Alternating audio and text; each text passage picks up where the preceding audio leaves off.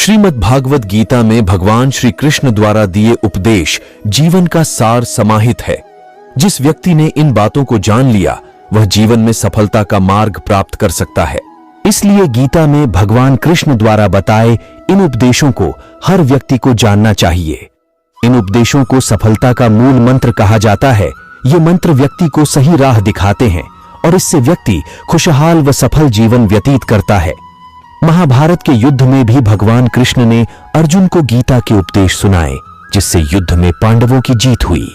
ठीक इसी तरह से जब भी आप खुद को कठिनाई, असफलता, निराशा या असमंजस की स्थिति में पाते हैं तो श्री कृष्ण के इन उपदेशों को अपने जीवन में जरूर उतारें। इससे आपकी हर परेशानी दूर होगी और सफलता के मार्ग प्रशस्त होंगे। साथ ही इन उपदेशों से व्यक्ति सुखी जीवन का भोग करता है। मृत्यु अटल सत्य है। भगवान कृष्ण गीता में कहते हैं, जिसका जन्म हुआ है उसकी मृत्यु भी निश्चित है, इसलिए इसे लेकर शोक करना व्यर्थ है। कुछ लोगों में बिना वजह संदेह या शंका करने की आदत होती है। ऐसे लोग कभी खुश नहीं रह पाते हैं। साथ ही इस आदत से रिश्तों में प्यार और भरोसा दोनों की खत्म हो जाते हैं।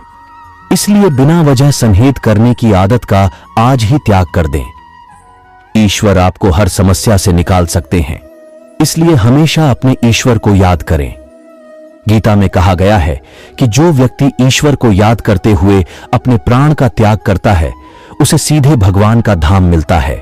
अगर आप बुद्धिमान हैं तो इसे नेक काम में खर्च करें। बुद्धिमान होकर चापलूसी करने या किसी प्रकार का षड्यंत्र रचने के बजाय निस्वार्थ भाव से समाज की भलाई करें। इससे आत्मसंतुष्टि होगी और समाज में आपका मान सम्मान भी बढ़ेगा। गीता में कृष्ण अर्जुन से कहते हैं कि मोह को छोड़कर सत्य को जानने का प्रयास करें। किसी के प्रति मोह रखने का कोई लाभ नहीं है, खासकर शरीर के प्रति मोह रखने का कोई लाभ नहीं, क्योंकि शरीर नश्वर है और एक दिन ये नष्ट हो जाएगा।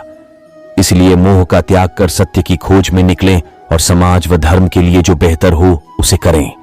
व्यक्ति में वासना, गुस्सा और लालच ये 3 प्रकार अवगुण हैं जो सीधे नरक के द्वार पर ले जाते हैं। इसलिए इसका त्याग करें। इन अवगुण का त्याग कर आप सुखी जीवन को व्यतीत कर सकते हैं। कर्म का फल व्यक्ति को उसी तरह ढूंढ लेता है जैसे कोई बछड़ा सैकड़ों गायों के बीच अपनी मां को ढूंढ लेता है। आत्मा ना जन्म लेती है, न मरती है, न ही इसे जलाया जा सकता है, न ही इसे भिगोया जा सकता है। आत्मा अमर वोर अविनाशी है। इस संसार में कुछ भी स्थायी नहीं है। आत्मा शरीर को वैसे ही छोड़ देती है जैसे मनुष्य पुराने कपड़ों को उतार कर नए कपड़े धारण कर लेता है।